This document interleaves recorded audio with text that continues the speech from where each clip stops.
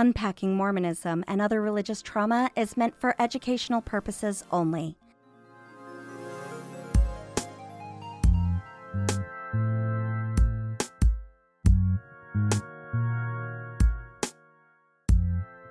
We're going to start with a Westbrook moment this morning, right? Oh shoot! Right after that. Sure. Yeah. Why Great. not? I'm not gonna honor that with a response. So, Go ahead. Everybody's going to be fiddling with their volumes. Like, did they disappear? What happened to them? All right, go ahead. Westbrook, what's up? Westbrook, what's up? So this is kind of a moment just to delve into our own souls or what's kind of going on in our lives. So, I guess I'm going to get just a little bit vulnerable here. Since Sarah's book has come out, and we've talked a little bit about some of these things along the way, but as I've had friends and colleagues read the book, they'll inevitably come to me and ask questions, and some of those questions you can guess. If you've read the book, you can right, guess. If you've read the book, you can guess what some of the questions are that they would ask me. Mostly they seem concerned and things like that. So I thought that I had really dealt with most of that, and I think that I had. But with the book coming out, there were lots of details that were different, and I really haven't. I've taken the time to mourn. I've taken the time. So can I pause you? I guess. Because you said a lot of the details are different, but you didn't actually quantify. And so since our listeners don't know what details you're talking about, so the details in the book are different than how the events actually happened in our marriage. And so you did not realize all of the details or the order that they happened or some of the inner dialogue of me until you read the manuscript right before you agreed, and I agreed to send it to the publisher. Right. So let me go ahead and clarify that. Yeah. Then what I mean, mostly I'm talking about the affair that happened in 2004. As you might expect, when you reveal or confess to an affair, a lot of details are not going to get shared because you're not trying to hurt the other person. Particularly in this case, you weren't trying to hurt me. You weren't trying to get me to leave. You were sharing something that even at that time you didn't really understand why it had happened. So it makes sense that some of the details were different. It makes sense that you would hang on to details that you think are important, and I would hang on to details that I think are important, and they wouldn't necessarily be the same. You didn't talk at all, really, that I recall, about what led up to the affair. Nope, I did not. And that is described in great detail in the book, and very difficult to read. And so as those details have come up, and as this is, almost a year ago now that I read the manuscript. 18 months to 2 years. So yeah, it's been a while since I read the manuscript, and I've certainly cried, I've grieved, I've struggled. But honestly, most of my focus has been on being emotionally available for you as you went through the process of writing the book. Mm-hmm. Because, of course, it was hard for you as well. Oh, it was, it was re-traumatizing. To delve into details, you were re-traumatized, and in some areas on a regular basis, because you had to go through and you had to edit. You had to edit again, you had to edit again, and then you had to do line edits, and then you did the audiobook and you had to edit those. And so you were exposed to this material a lot. Right. I was really ultimately exposed to this material once. That's all I could really tolerate, reading those difficult parts. I'm going to say once in its entirety, and then you would go back and occasionally reread a section and then be really emotional and upset, and you'd come home and I was like, babe, maybe you need to take a break from reading those. It's like you're like masochistic a little bit with it. But right. I want to point out that the only reason I got through the edits and everything when I did it was because I went and saw a counselor. Like I saw the family counselor, and then I had a really good friend that was inside of my head, and then I saw your editor was really personal with you. Right, my frontline editor, who we've talked about before, Zuri, was a really good friend support that I could talk to about those things without, any bias or fear of harm. And then I saw my counselor here in Osage Beach, Dr. Adams. So Right. I had a great deal of support, So- and you And I leaned had, on me. Yeah, I had support from you, of course, and that was very helpful because, of course, you know basically how to deal with these kind of things. You've done that a lot, right? So, but it's different when Yeah, it's very. your spouse, and that all kind of came to a head just a few days ago, and I really was made aware that I need to process some of this again, and so I signed up to see a counselor again. This is actually second or third time I've gone to a counselor, but I expect will be the second time that I go for a while, at least for several sessions would be my guess. Yeah. And I just kind of wanted to put that out there because, of course, there's this stigma about seeing a counselor. You're a counselor, so we talk about it a lot, but especially with men, there's a stigma about seeing a counselor. You know, I don't need help, that kind of stuff. And I just want to put out there that that's kind of where I am, and that I'm grateful to have that opportunity, although I don't really look forward to it. To be That's completely healthy. honest, it is healthy, and I do look forward to the results. I have seen benefits from counseling in the past, and so I'm looking forward to that. And I just kind of wanted to start out with that, you know, window into our souls. You don't get a window into my soul all that much because a lot of what we've talked about has been focused on your book, especially recently, or just Mormonism in general. And I haven't really shared a whole lot of my personal struggle with that, and so just wanted to put that out there. I love that. And Thank you, Mason. I think that's about all I can talk about that. So maybe we should move on. Well, before we move on, I want to say that I love that you've said that. For one, so often we'll say, "Oh, I already went to therapy for that. I'm done." Or, "Oh, that happened so many years ago." You know, you're talking about an event that happened in 2004. But in actuality, the full scope of what happened came to your realization 18 months ago. And so I want to make sure that our listeners know that trauma can crop up at the most inopportune times when you think you've mastered it and you're doing great. You can have relapses, and in those times, go back and see a counselor. And Mason, I'm really proud of you for doing that and reaching out and scheduling that, and also for sharing that with our listeners, because we are definitely advocates for removing the negative stigma for seeking outside help when it comes to emotional struggles. So, Well, and thank to you. borrow from Scripture, you know, the Scriptures say that God works line upon line, Precept upon precept. precept, right?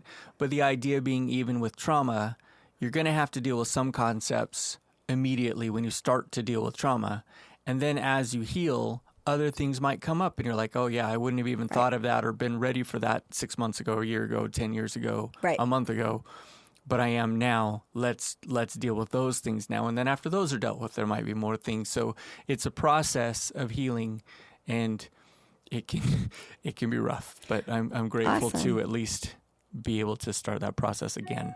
Well, So- I hope. Oh, my computer's making noise. I You really just hope need to hit the mute button. that you can show me where the mute button is on my computer here in a minute, but also that you can share some of the insights that we have gained with our listeners as they come up. So thank you so much for sharing that, Mason. We are at the end of our Westbrook Was Up moment for the day. Now let's talk about why we're here.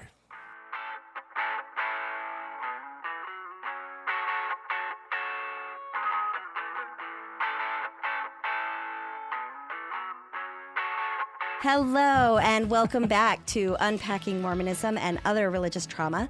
I am your hoist. Your hoist. I am your hoist. I'm your hoist. Joined by my other hoist. Actually, you're more of the hoist because you lift me up because I'm so short. So Sarah and Mason Westbrook. I can lift you up physically. You can lift me up emotionally. I like it. That's how we've worked for It the is last very like much 25, how we 26 work. years of our partnership.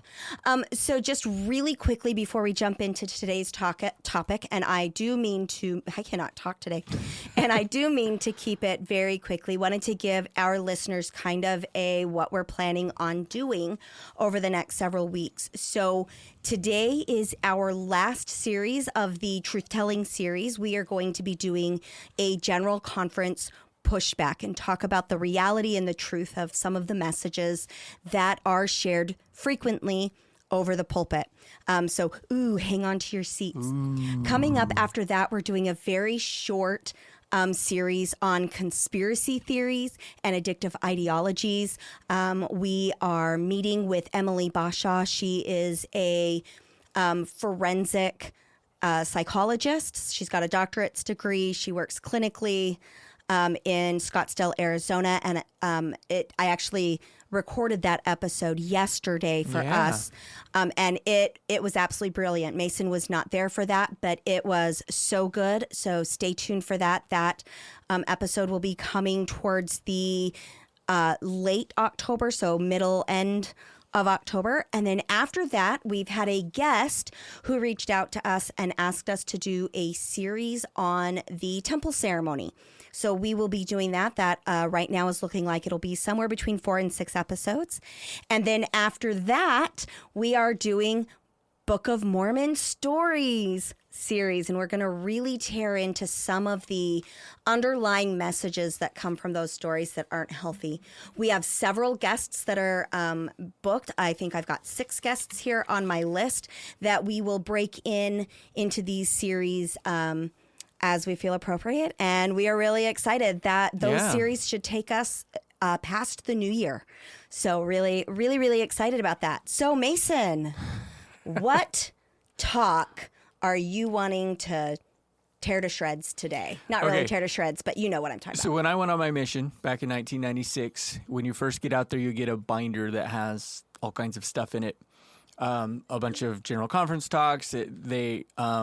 The missionary progression stuff, like you could get awards for memorizing the discussions, memorizing scriptures, things like that, and all just kind of a progress and incentive for you to do that. One of those talks, and one talk that I would imagine most members of the church are very familiar with, is the Beware of Pride talk. I would say most members over the age of 30. I don't know how much that talk has been pushed to our younger generation because it is somewhat off-putting. It is, but to illustrate that, I guess, about 10 years ago, Dieter Uchtdorf did another talk basically about Beware of Pride. It was a follow-up. Oh. It was... I did not know that. I didn't remember that. Yeah, okay. So you might look that one up and see, because it's basically the same kind of thing. He did it differently, of course, than Ezra Taft Benson did, but yes, it was a follow-up about 10 years ago. So the concept has definitely not gone away, right. But this was back in 1989. Okay. So if you want to follow along, pause this for a second. It's in the April General Conference, 1989. If you're looking through there, you might see, instead of Ezra Taft Benson's picture, you might see Gordon B. Hinckley's picture, because Ezra Taft Benson wasn't at conference that year. But he thought this was so important that he wanted Gordon B. Hinckley to read it.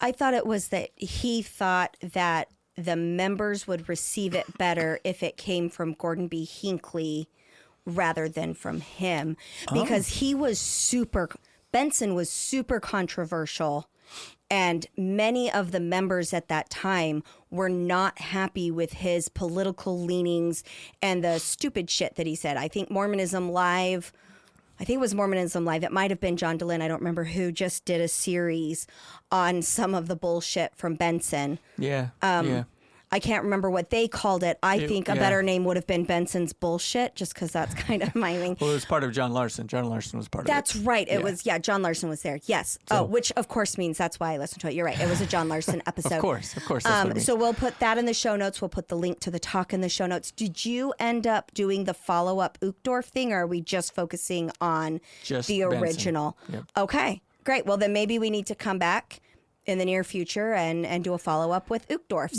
stuff. Maybe. So it might be helpful. Mostly, I think you and I were talking about this a little while back, some of the talks that we were very comfortable with. Like you have several that us. are taped into your scriptures when you were teaching seminary. I certainly have several that are favorites that you can remember even, over 30 years ago now. And those that just really strike you at the time. And we thought, what if we went back to some of those talks and read them from this new lens that we have? Would we be able to see some of the icky stuff, these underlying messages and things like that? Because, of course, for us, it's all about the mental health. It's about the messages that are being given and subtly given. Right. So first, before we jump in, I want to remind our listeners that when you are listening to material from somebody that you think is somewhat or completely infallible, your brain is less likely to identify problematic statements or problematic information that is being shared. And I think that that's really important to point out, that is a form of cognitive bias, where it's, well, my prophet is saying it, therefore it's true, therefore I won't question, therefore I won't research, therefore any icky feelings that come up, any uncomfortable tickles that come up for me, I'm not going to address those in the same way I might if it was the president of the United States that said it, or Your Sarah brother, and your Mason cousin. Westbrook who said it on their podcast. I'm not going to look into it as much. And I think that that's how a lot of these more subtle messages that kind of build on each other to make us less and less likely to question the authority becomes so problematic, and it becomes such a patterned way of thinking. So I just wanted to remind you that's kind of the normal way that our brain works. Whether or not they're doing it intentionally or not, I don't know. I don't really care. And the reason I don't care if they're doing it intentionally or not is because their intention should not, and I'm using a should here because it's I'm trying to make it a legalism. Maybe I shouldn't use that word. There I go again. Two shouldn'ts in less Two than a minute. shouldn'ts in a row. Woo. Right. I hate that word. It's And here I gonna am stink in here using soon. that word. Right. But I would say that their intent shouldn't matter, in the sense that if we know that it's going on, then we know what to do to address it and to think more critically about it. So whether or not they're doing it intentionally kind of becomes irrelevant. Although if you feel like it's being done intentionally, well, then let's separate that from what to do about it so we can process the trauma and the idea that the leaders of the church were actively trying to harm or dissuade me. And then what do I do about it? Like, those are two separate boats, I think, is what I'm trying to say. Yeah. So, yeah, it makes sense. You know, kind of an idea there, an example. So when I was on my mission, if you teach missionary discussions, for me during my era, in the first discussion, you talk about Joseph Smith and you talk about the first vision, and you do it, of course, in a way that is meant to evoke emotion, the spirit, whatever you call it at that point in time. But it's meant to evoke emotion, to induce you to believe that it's true. Well, if you can get somebody to believe that Joseph Smith is a prophet right from the get-go, they're less likely to dig into and tear apart all the icky things that you would see if you delve into them. Like, you wouldn't see them from the Mormon perspective, but if you delved into the history, you would. And so same with Ezra Taft Benson. If you accept the fact that he's a prophet right off the bat, right from the get-go, you're less likely to see some of the underlying messages, or less likely to question what he says or how he says it. Right. It limits your objectivity. Yes. Yeah. And then it creates a habit or a pattern of spiritual bypassing, which is, they're a prophet of God. They said it.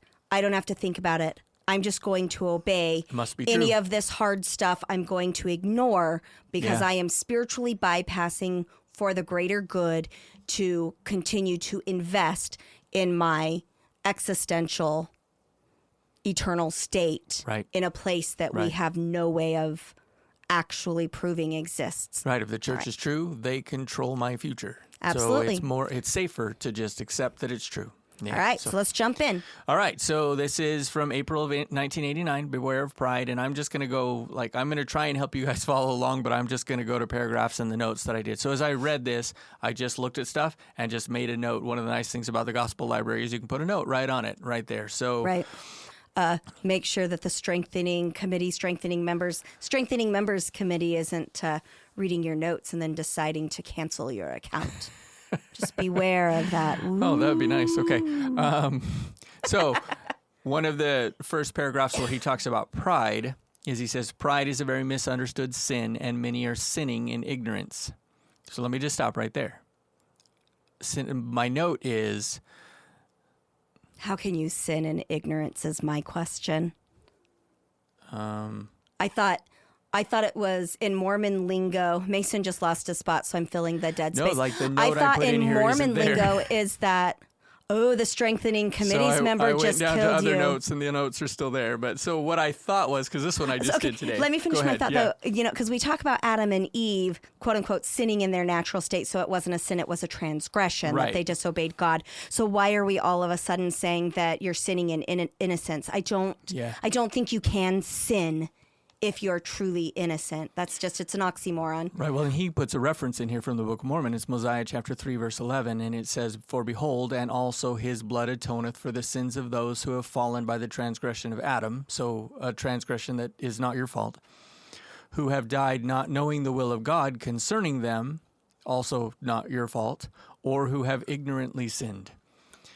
So the idea is there in the scriptures that I guess you can ignorantly sin, but it is immediately put forward that there's no punishment for that ignorant sin. The atonement covers it. Well, see, and when we talk about ignorant sin, so number one, we would have to define, how do you define sin? For Sarah Sure, Westbrook, I sure. define sin, I think we talked about this a few weeks ago. In a previous episode, we For talked me, about it. I Yeah. define sin as intentionally bringing harm to another living thing. That's kind of Sarah's definition of sin. So that like eliminates a whole lot of things that other religious organizations would Sure, disagree with me on. But there's a difference between being ignorant because you're innocent or you haven't had enough life experience, and then there's ignorance because you're choosing not to dig in or look at something further. So it's a really, in my opinion, it's an example of loading the language a little bit, in the sense of we are assigning meaning to something where I don't think that extra meaning needs to be there. Because basically you're saying, and please correct me if I'm wrong, you're basically saying if you sin, you're separated from God, but there's really no way around sinning. So you're always going to be separated from God, and it's your fault. Even if you're innocent, it's still your fault. That's like telling, my little kid that they're guilty of stealing when they, took an apple off the counter because they were hungry and saw their brother do it. So they thought it was okay. No. It's not their fault.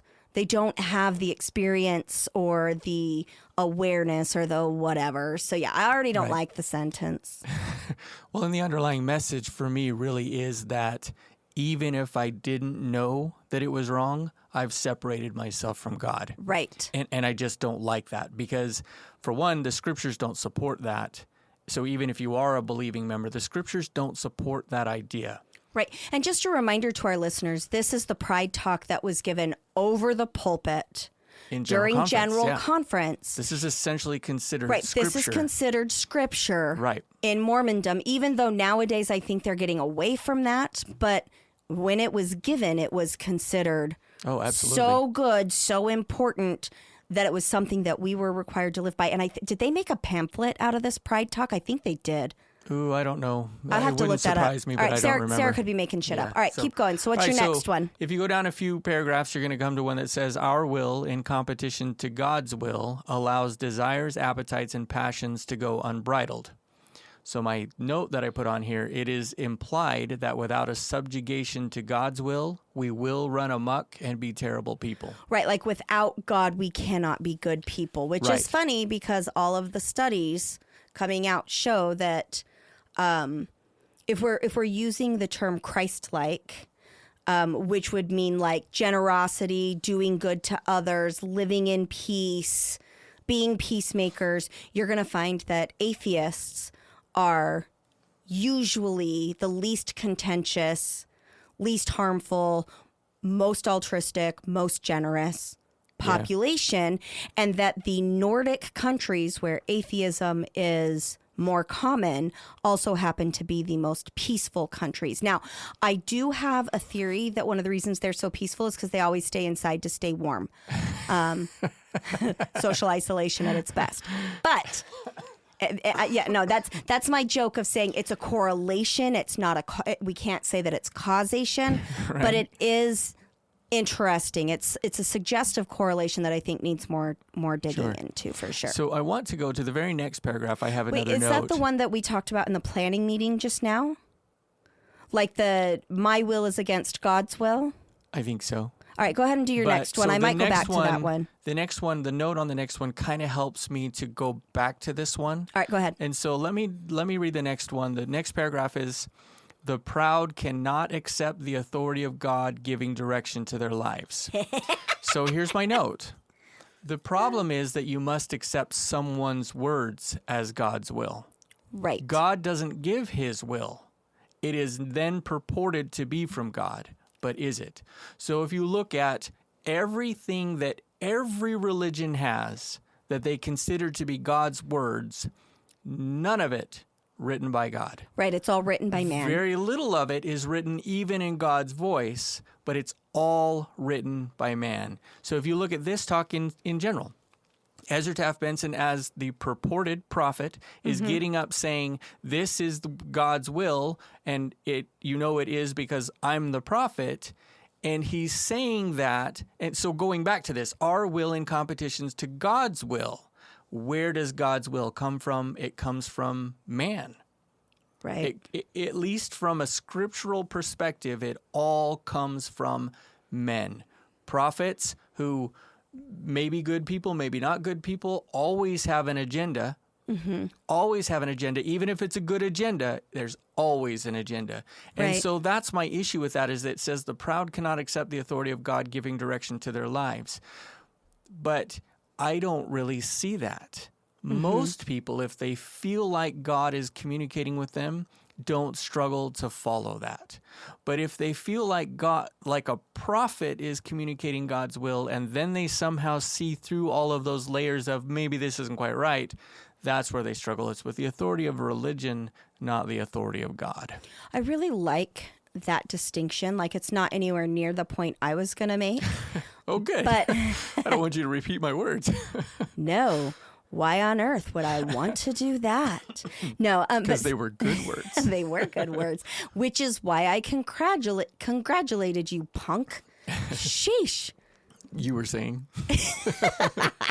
So can you go back and reread the first one? Because I absolutely love what you said, and I don't really feel like I have anything to add to it. My comment or his words? His words Okay. from the previous line. His words are, our will in competition to God's will allows desires, appetites, and passions to go unbridled. Okay, so number one of the things that is really fascinating about narcissistic humans is that everything becomes a competition. And when I say everything, what I really mean is almost everything. Sure, yeah.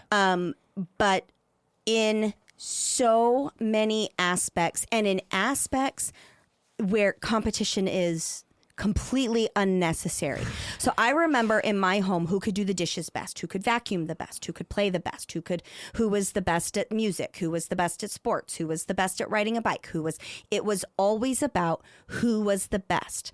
It was also about the Lee family was better than the nieces and the nephews and the cousins and the aunts and the uncles and we were the best. So in my book, I named the family the Thomases. Right. So it's my grandma and grandpa T. But we were the best of those families. We were also the best of the Lee's families. Right, like my dad was very good at pointing out where all of his siblings had basically fucked up their families and how our family wasn't fucked up at all. Same thing with my mom's side of the family. All of them were fucked up. But us Lees, because we were better than everybody, awesome, yeah. We were not. We were also the best family in the entire town of Snowflake. We knew the most. We were the most righteous. We did things the best. And it was constant competition. So I find it very interesting that in what I would consider a narcissistic system, such as the Church of Jesus Christ of Latter-day Saints or the Mormon Church, which I would also call many fundamental religious systems narcissistic, and definitely some strong narcissistic tendencies with that polarized thinking, right and wrong, good, bad, good, evil. Yeah, I'm saying that right. My brain is not working. Y'all, I'm sick again. I think I need to talk to the doctor about my Kesimpta shot because I have been catching every little thing since I started taking that immunosuppressant. So anyway, but the other piece of this is it's saying that, so you're the human person is in competition with God because we have different wills. Yes. So I really struggle with that idea, because then what we're basically saying is that the way God made me, the biological needs of my body, the neurochemical things in my brain, the physiology, all of that is against God. Basically, God created his enemy. It's in the scriptures. Right. God created us as his enemy, and in order to get back to him, we have to be lorded over and controlled by everything that he wants. And I know that that's a really strong statement, and that many Christians and many Mormons would be like, no, that's not what we think. Right. But you talk about God gave us our free will or our agency to use it the way that we wanted to. But then as good Mormons, we give it all back to him and we basically blindly obey. I think the issue is that we want to. Right. That's an important part and of the obedience process, is that you want to be doing those things. Right. You have my water bottle because this one is flawed and mine is not. Squirrel. See, look, there's a dot on the N. This one's definitely yours. Give mine back. Yeah, that's important. Yeah. Goodness Squirrel. gracious. Squirrel. No, that's fine. You can have that one. It's empty. That one's almost empty. I can't have the flawed one. I'm narcissistic. I used to teach in gospel doctrine when I taught all the time, if you're talking about free will or agency, that the only gift that God gives us that he won't ever take back from us is our agency. And so he asks us to give it back. What a rude God. And I thought that was a very important concept, but as I see it now from the other side of things, it just doesn't make sense. It feels more like surrendering to an organization than it does surrendering to God. Right. Well, and I think the other piece is that when you're in a system where you are doing everything they tell you to do with the purest intentions that you can muster, and your natural human biology does something that is quote unquote outside the will of God, you're in that cycle of perpetual inadequacy. It's the, the whole idea of, oh, I was at the grocery store and I saw somebody that aroused me sexually, therefore I am sinning and now I need to go repent. I'm so hyper focused on making sure that I never mess up that I am missing out on my life. Yeah. I'm missing out on the beauty in the world around me. I'm missing out on the humanity. I'm so focused on getting to that, being good enough to get to this place someday, that I've got blinders on. I can't see. Well, that just makes you proud. And it does. And when I do well, guess what it makes me? When I'm like, oh, I went to Walmart and I was not turned on by anybody with their butts hanging out of the back of their pajamas today. Right? We all joke about the clothing. Mason, you're looking at me funny. Don't look at me funny. People go to Walmart dressed in the craziest things. Okay, I was not aroused by anybody. So at our Walmart, because we live on a lake, I was not turned on by the lady shopping for groceries in her bikini, or the guy in his thong. Right. Right? Therefore, I did good. God is proud of me. And what are we actually creating? Pride. Yeah. But we don't call it pride. We call it righteousness. Yeah. And then we become, we build ourselves up in our own heads that we truly become morally superior in our own minds. And as soon as we think we are morally superior, whether or not we're aware of it, we are willing to harm people because we have elevated ourselves above them and we're doing it, quote unquote, for their own good. Sorry, I squirreled so many times in that response. It's the end of the day. You said good morning earlier. It's actually nighttime for us. Did I say good morning? You did earlier. You said good morning, and I was like, that's kind of funny because here local time, if you listen to this as soon as it comes out, it's morning, y'all. All right. Okay. Good day. All right, so the next one. I'm going to stick with the Australian good day. The next one, go down a few paragraphs. It's the proud make every man their adversary by pitting their intellects, opinions, works, wealth, talents, or any other worldly measuring device against others. What I wanted to point out and what I put my note on is the everyman. It's a very black and white statement. Mm-hmm. So if you're proud, everyone is your enemy, basically. Right. And that just seems ridiculous. Well, and it's also an attack on the intellectuals in the world.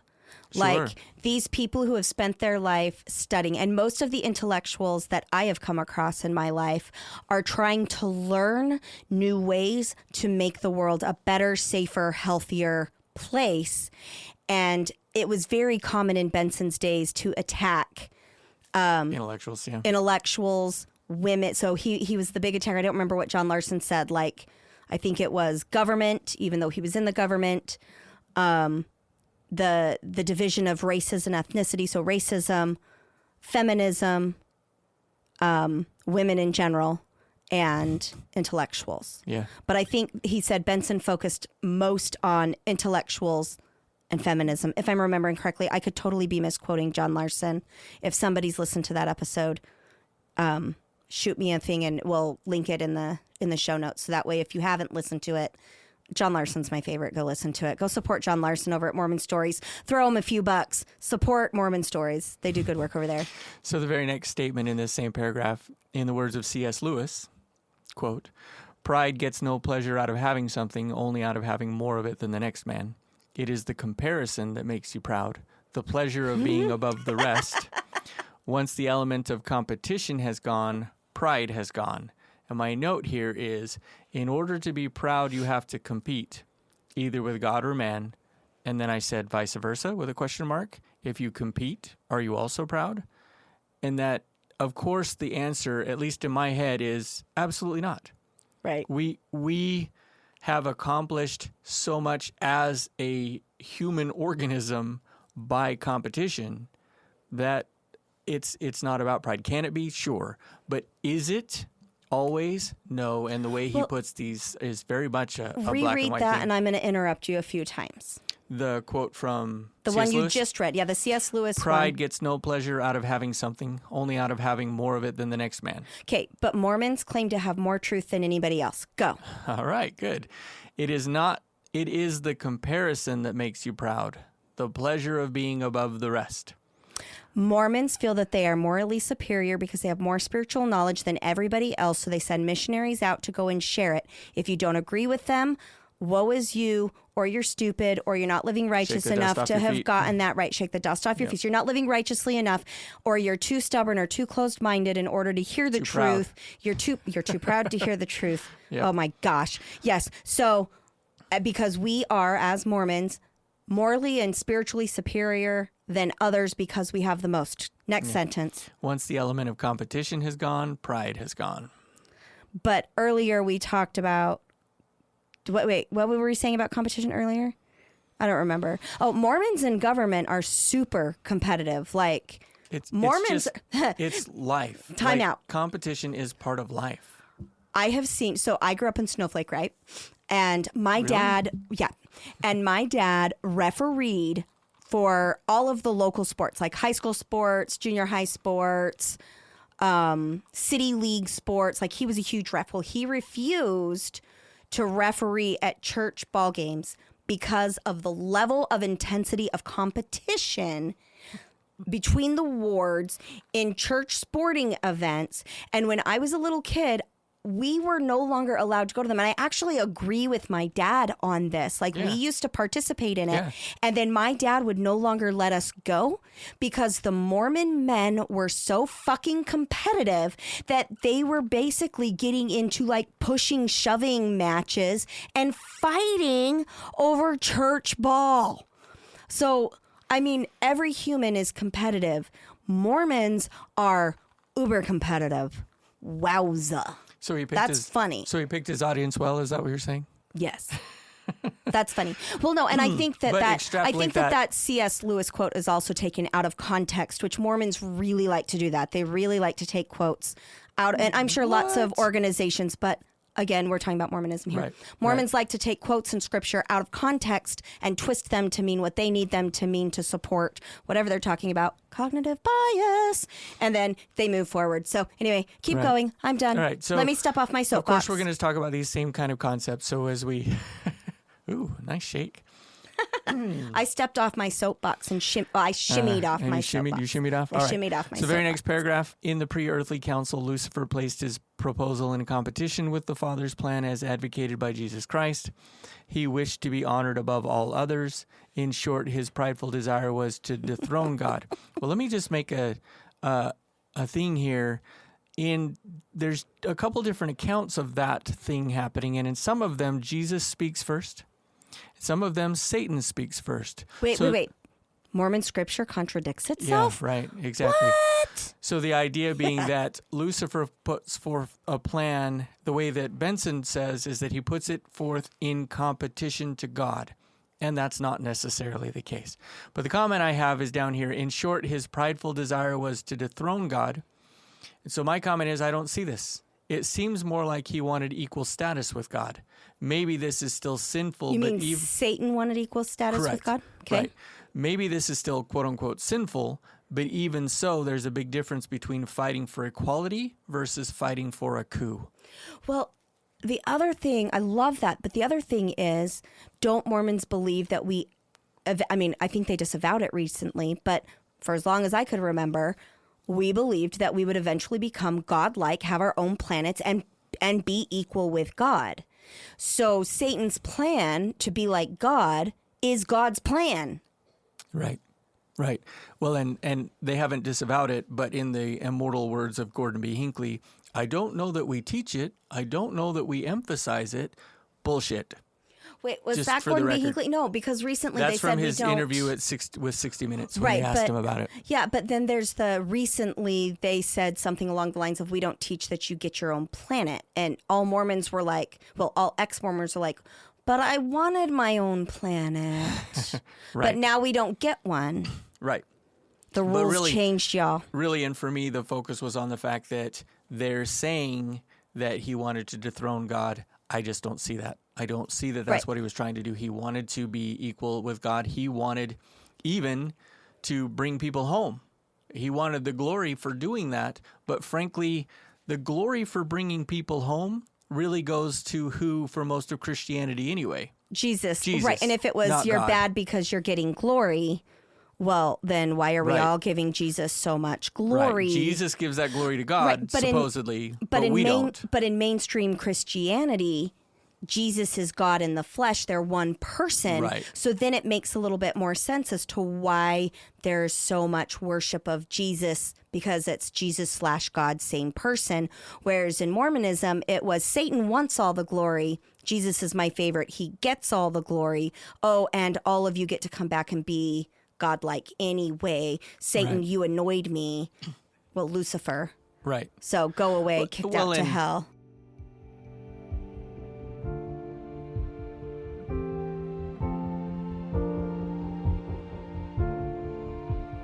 Hey, head on over to Amazon and buy your copy of Trauma Bonded, a true story of navigating attachments forged in complex PTSD by me, Sarah Westbrook. Shop Plato's Closet tax-free August 2nd through 4th for back-to-school styles. We sell the trendy, gently used styles you need to make a difference in the world and in your wallet for back-to-school shopping. Save up to 70% off regular retail prices by choosing recycled styles. Save even more when you shop tax-free this weekend. Make a change that others can respect and repeat. Shop Plato's Closet in North Charleston and West Ashley this year for your back-to-school looks. Plato's Closet, located in West Ashley on Sam Rittenberg Boulevard and North Charleston on Rivers Avenue. And there's another, like, this isn't part of this thing, but just the idea that one choice, he cast out a third of all of his children. Yeah, I wouldn't really want to Just- be one of it his kids in seems that family. It Dysfunctional. seems completely out of character for the God that they want to proclaim. But yeah, incredibly dysfunctional that they're gone. No chance at redemption, never, ever, because you chose the wrong side. Right. The pre-existence family, according to Mormonism, sounds traumatic. Like, it sounds like an abusive household. Just saying. Yeah. Okay, keep going. All right, next paragraph. The scriptures abound with evidences of the severe consequences of the sin of pride to individuals, groups, cities, and nations. Pride goeth before destruction. Proverbs 16:18. It destroyed the Nephite nation and the city of Sodom. Well, the note that I put down here is pride, ? Or sin. It seems the story is told that their sin was sexual depravity, another instance of him suggesting that you cannot be good without God. Right, which, I mean,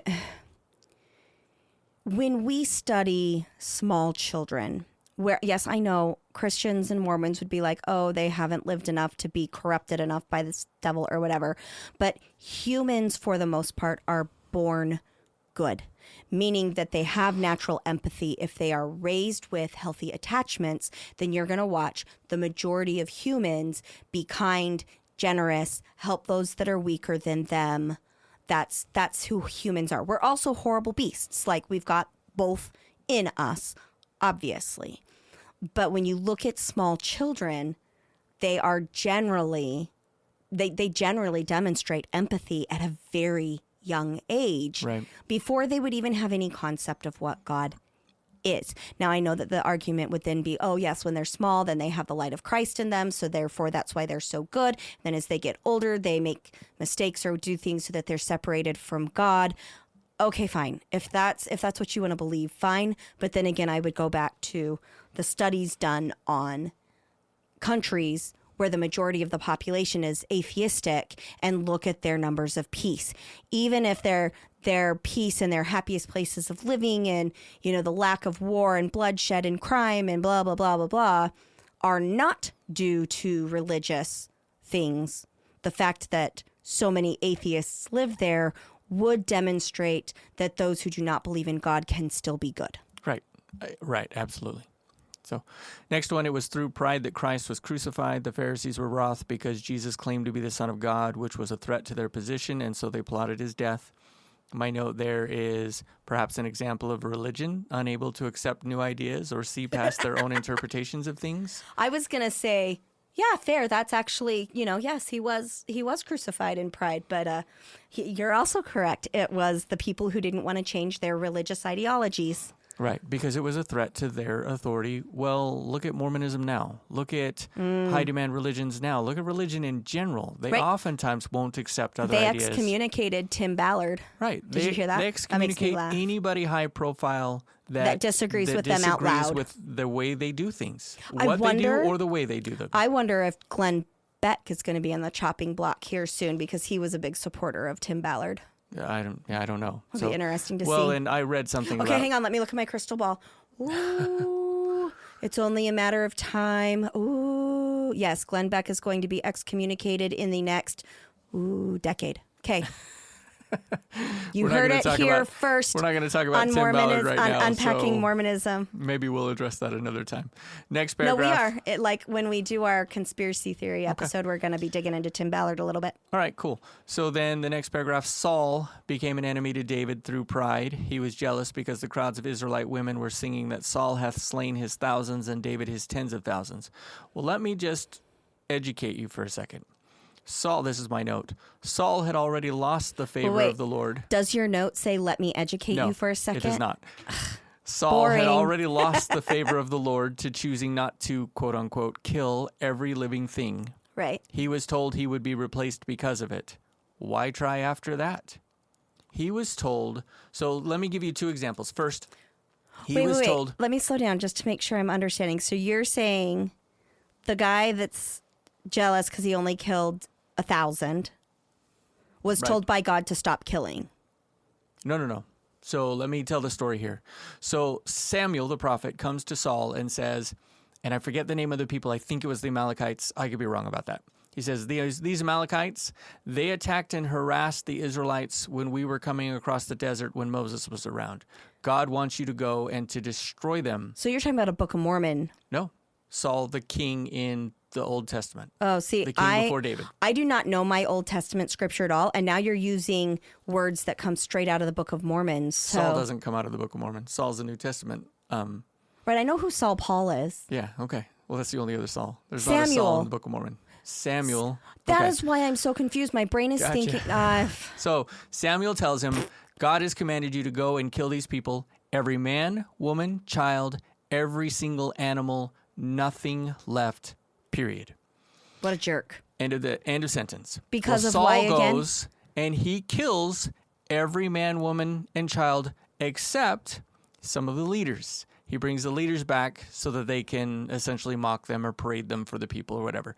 And he saves the best flocks so that he can bring them back to sacrifice them. Oops. And Samuel comes What and a says... sinner for not killing everything. Samuel comes and says, God is pissed at you. And I can't remember if it was this story or the next one, where he gets cut off, basically. The next one is Saul is ready to attack the Philistines. He calls Samuel to come and offer the sacrifice, and Samuel delays. Saul gets impatient, and he decides, you know what? I'm just going to make the sacrifice. And so he, not as a priest, does the sacrifice. I'm sure he followed all the rules of the law of Moses, but he wasn't a priest, he wasn't a Levite, so he wasn't allowed to do it. Samuel comes shortly after that and says, obedience is better than sacrifice, a very famous scripture for many people.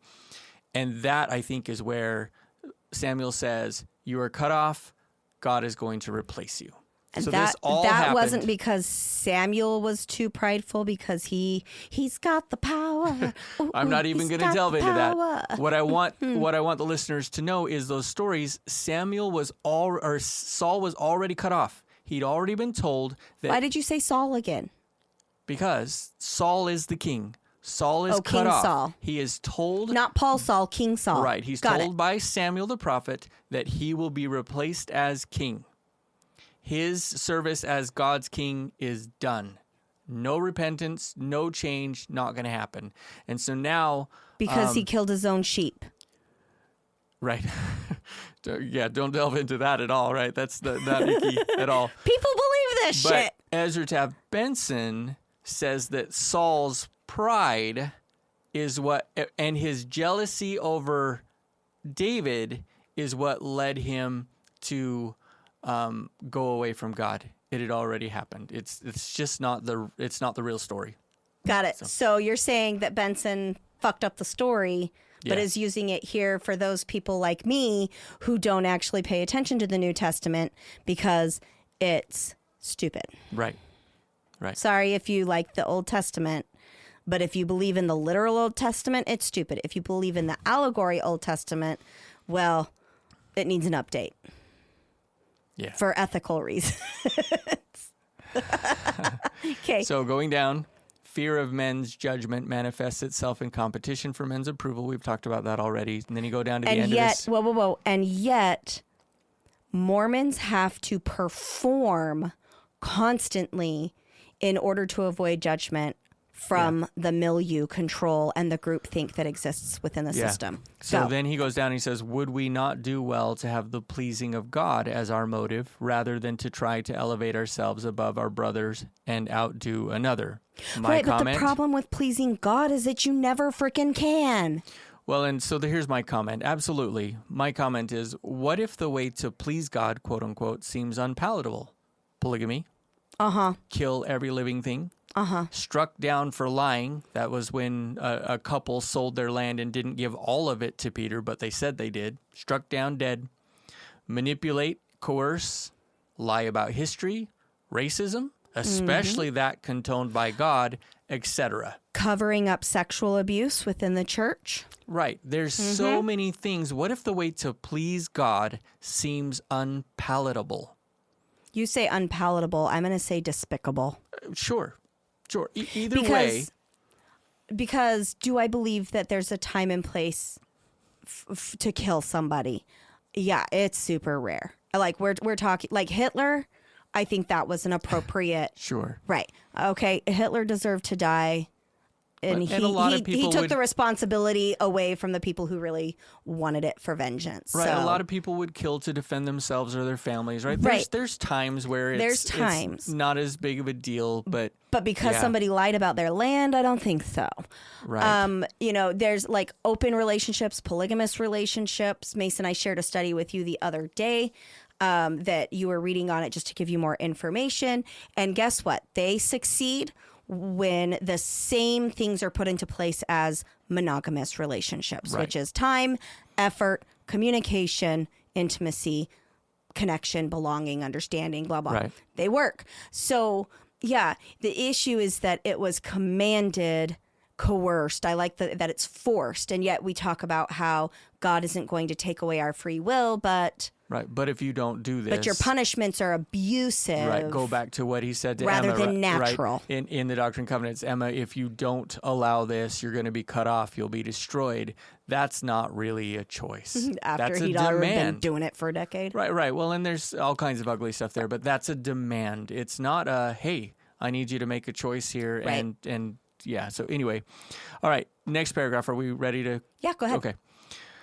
And we don't have to get through all of these, of course, when you feel like we've done enough. But Well, why don't you just pick out the ones that stood out to you the most rather because than... I can't see the notes, so Oh, maybe okay, I'll do keep that going. a little bit. So Go faster. I'll shut up.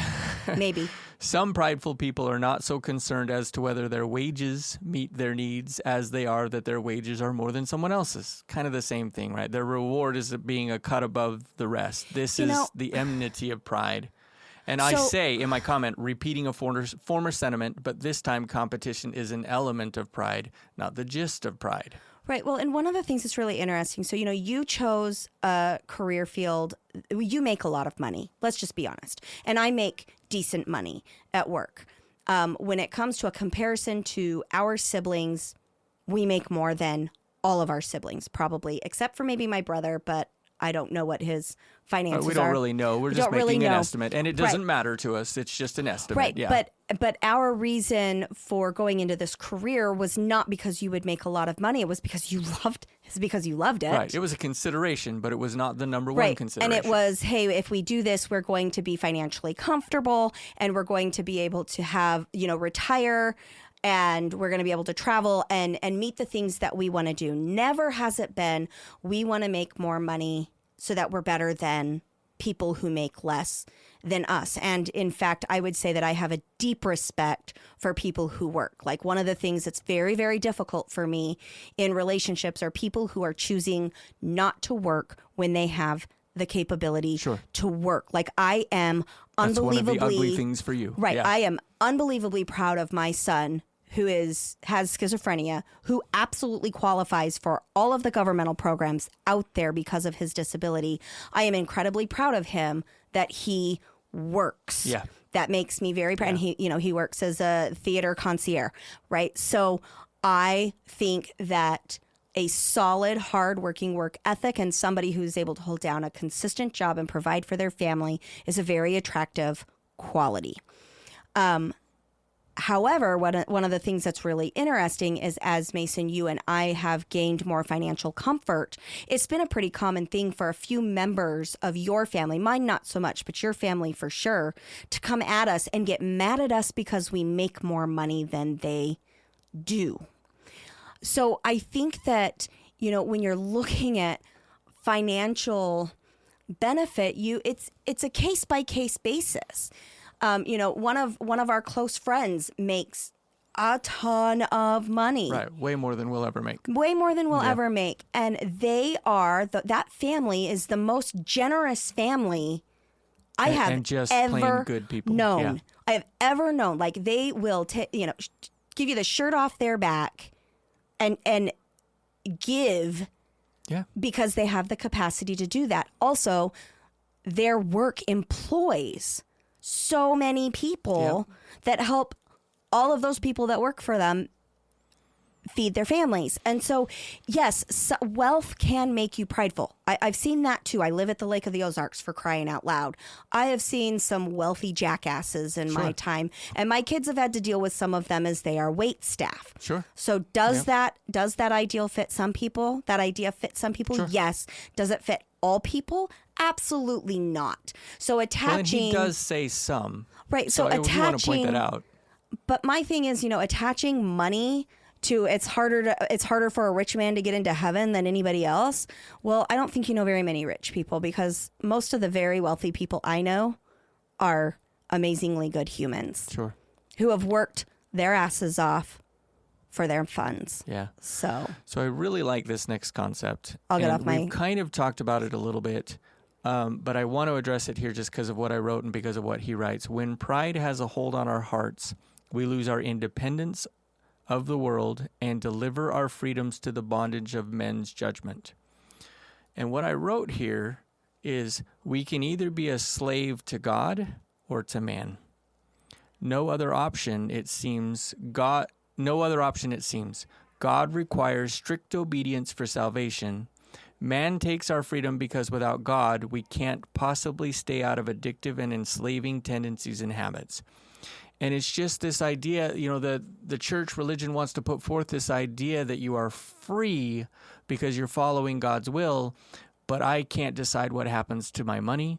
I can't decide what I eat and drink. What I wear. What I don't eat or drink. I can't decide what I wear. I can't decide what I do on Sunday. I can't decide if I'm going to go to the temple not. Of course I can. You can. But not and stay in favor with God. Right, but then it's problematic. So, yeah, I agree. Great point. God casts me off if I don't do those things. God is going to get mad at me. Yeah, because I had a family member recently tell me that they needed me to stand on their front porch because if I came inside their home with my coffee, the spirit would leave their home.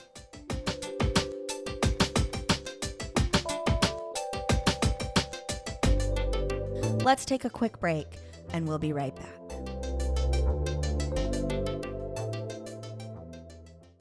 This is an ad by BetterHelp. What are your self-care non-negotiables? It's hard to make time for the things that keep you healthy. But being consistent with self-care is like working a muscle. And when life gets crazy, that muscle keeps you strong. Therapy is the ultimate self-care. And BetterHelp makes it easy to get started with affordable online sessions you can do from anywhere. Never skip therapy day with BetterHelp. Visit BetterHelp.com today to get 10% off your first month.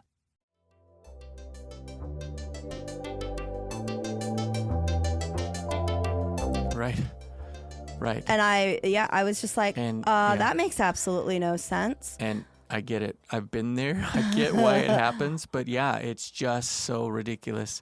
This next one, a similar concept, but specifically something else. Disobedience is essentially a prideful power struggle against someone in authority over us. You said prideful disobedience?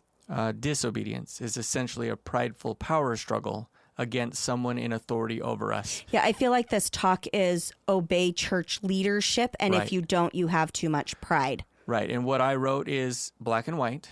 Mm-hmm. And then the question, if someone has authority over you, it should not be fought against? Like you're or questioned. You're asking for sheep. You're asking for blind obedience. Slaves. You're asking for people to just do what you say, and that's not okay.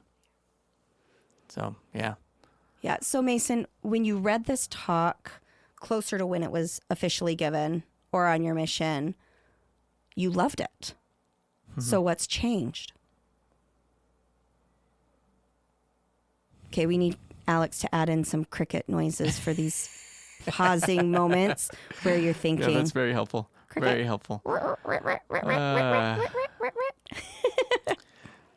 So I have one more that I really want to put in here too, but yeah, go for it. Just the idea that he's putting forward is there's so much of life that is affected by the way that you feel about yourself. That's kind of what I consider pride. Yeah. Pride is I'm valuing myself over something else. Right. Well, let me change that. I think it's I'm valuing myself above someone else, not something else, but someone else. I kind of identify pride as I am better than you because fill in the blank. That's how I do it. Right. That's not really what I mean. Okay. In that what he seems to be teaching is that if you value yourself above anything else that matters, anyone else that matters, you're in pride. And pride makes you the enemy of God. He says pride is the universal sin. And I feel like what he's teaching is that if I value me more than anything else, more than the church, more than God, more than whatever, I have put myself in a situation where I'm an enemy to God. So basically, I surrender myself completely. Right. And I feel like that's what he's teaching. So now as I go back and I look at it, I see that. I see the fact that there is no allowance for us to make our decisions. There's no allowance for us to question. There's no allowance for us to think. It's only, look, if God says this, and now, of course, I see that too from the lens of that means religion says this. If God says this or religion says this, there's no questioning. You accept it, you do it because your eternal salvation is at stake. And it's so incredibly manipulative, whereas I saw it before as like this, yeah, I got to get control of all that stuff. Now I see it as this unaccomplishable and unnecessary mandate. Well, and I think a lot of that is because when you were in the system and you were like, yeah, I got to get a handle on this, there was the idea that if you obeyed your leaders and they were wrong, you were released from having to pay the consequences of that. And the reality is that you have to pay the natural consequences of your choices, no matter who tells you what to do. You know, if the easiest example I have is Joseph Smith and Brigham Young's polygamy. If you obeyed your leaders, go back and look at those stories, you paid the natural consequences. And those natural consequences, if we're not talking about, you know, oh, the spirit was there or not there, or the bad or good things that people said, what you see is that polygamy forced women into poverty. They were very lonely. Their ability to work and provide for themselves was very limited, and that the men actually looked at it as the more women I have, the higher in heaven, and the more godlike I get to become. That was the natural consequence, which subsequently, so, you know, we've talked about the downside for the women, but the downside for the men is they have a responsibility to take care of all of these women. It's very obvious to me by some of the things that Brigham Young said that he was overwhelmed with all these women needing money and time and demands of him. Like, and he was the prophet of the church. I mean, they were basically storage units. It was almost like, you're my wife, here's your storage unit, go live there and don't bug me, but also don't have a relationship with anybody else because you're mine. I'm going to lock you up in, you know, a climate controlled, you're my property. You're my property. And so anyway, it's just when you look at this, I don't care who the mandate comes from. If you're blindly obeying it, you still have to pay the consequences, the natural consequences that come with that decision. And so, you know, if you're constantly in this talk, cutting yourself down and questioning your critical thinking skills, you're never good enough. It's the perfect example of perpetual inadequacy. Yeah. You know, I never really felt about this talk the way that you did, because these types of talks were never really inspiring to me. I always preferred the more touchy-feely, like Holland's talks, especially his ones about mental wellness. We should probably do this again, like call this like general really conference talk breakdown or something, and let's pick another general conference talk. You know, right now we're actually recording this on the weekend of general conference. So of course my social media page is blowing up with all of these religious ideologies that are really offensive, but I'm not allowed to comment on them because then I'm anti and whatever. I've just learned to whatever. I enjoy commenting on some of the ex-Mormon groups where we can all kind of laugh at the irony. But my point being that every general conference, and I mean every, like I'm not talking about almost every, I'm going to say every, I would challenge us, we've got to learn how to read between the lines, because they speak in that really boring, monotone voice that puts you to sleep. I mean, I cannot tell you how many. Or the passion-inducing voice. Or the passion-inducing Pollyanna, shake the chandelier voice, sure. But it opens, because of the amount of trust that people put in those individuals, it opens their minds to suggestions that coming from anybody else, they would balk at. Yeah. And challenge. And that really scares me. So, I think that that's a great idea, that we break down some of these general conference talks that have meant something to us over our life. I think this is the one you've taught the most lessons on in your time as a church human. I think this might be the talk that the most lessons have been taught on by everyone, because of its, he calls pride the universal sin. There's always an application for pride. Right. So it's Well, a and very well-known topic. If you don't know the talk very well, the topic is very well known. Right. Well, and the issue in the church is that then they talk about healthy pride and unhealthy pride, and you have statements like no pride is healthy, but then it's like, no, I'm proud of my son for working hard and accomplishing this great feat. Right. That's okay, but that's not He pride. says- That's pleased. And he I'm like, says oh in my the gosh, you're scriptures- changing the vocabulary Right. again. He says in the scriptures there is no such thing as righteous pride.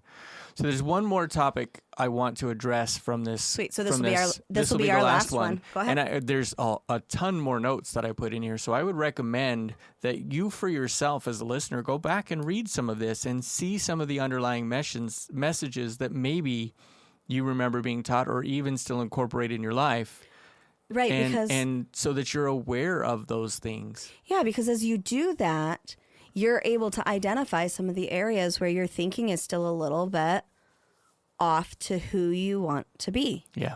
So then it gives you the opportunity and awareness to change some of it. All right, go ahead. So this paragraph starts with another face of pride is contention. So, and this is why I want to address this one, because of the ickiness of what follows. Arguments, fights, unrighteous dominion, generation gaps, divorces, spouse abuse, riots, and disturbances all fall into this category of pride. I skip down a little bit and he says, the scriptures tell us that only by pride cometh contention. Let me read my note. First off, arguments, a necessary part of growth, something to be overcome maybe, but not avoided. And then, who is being asked to be silent? Does the abused spouse need to stay silent to avoid contention? Do they just have to hope for change? And that is really my issue there, is that if you make contention always sinful, those good women, because it's almost always women, Right. those good women who want to be righteous are going to shut their mouths and put up with the abuse because it's wrong for them to fight back. Right. And that is the maybe the worst part of this that I remember reading through here, is that you're teaching a message that is asking for complacency and complicitness. They're asking for you to just be still. Yeah. And you're teaching a message that keeps people trapped. They can't stand up and say, no, you won't do that to me, because now they're being sinful. Screw that. Right. And that's the real danger there. And that's why I wanted to bring that one up too, because if you take something like contention and make it always bad, if you group in arguments, fights, generation gaps, divorces, how many divorces are absolutely necessary? Oh, so many. So many, right? And we're not even going to go into that, but so many are necessary. So if you group them in as a sinful thing, you're trapping people, and usually in very bad conditions. I think that's one of the reasons why my mother never felt like she could stand up for me, because if she did, she was sinning, and that was bad. I think it's one of the reasons why your mother has struggled to stick up for herself, because if she did, she was challenging the priesthood authority in her home, and that was bad.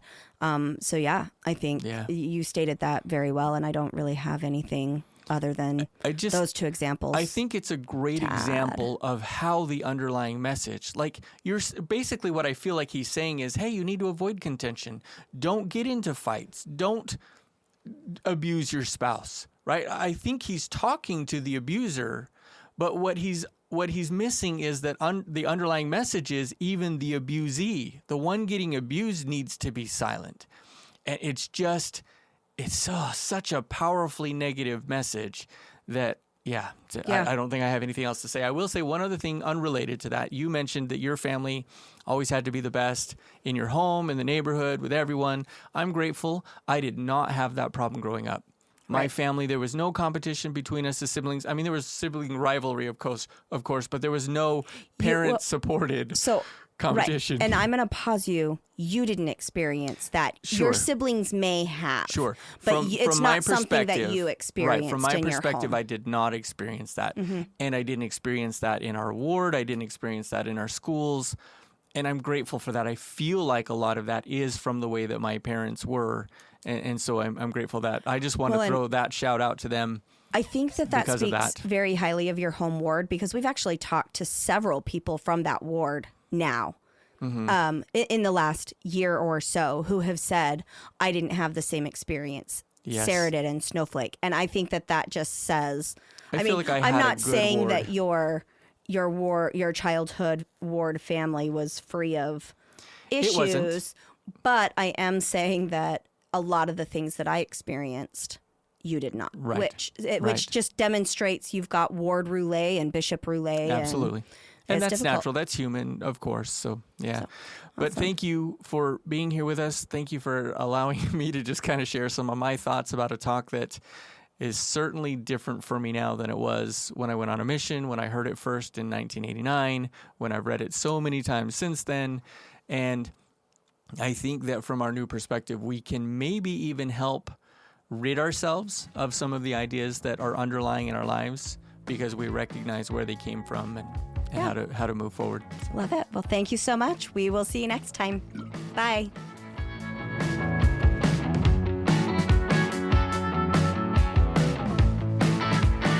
Unpacking Mormonism and Other Religious Trauma is hosted by Sarah and Mason Westbrook. Produced by Daisy Girl Communications, LLC, and Alex Vidalis. Please join our community on Facebook. Music provided by Musa and John Worthy Music.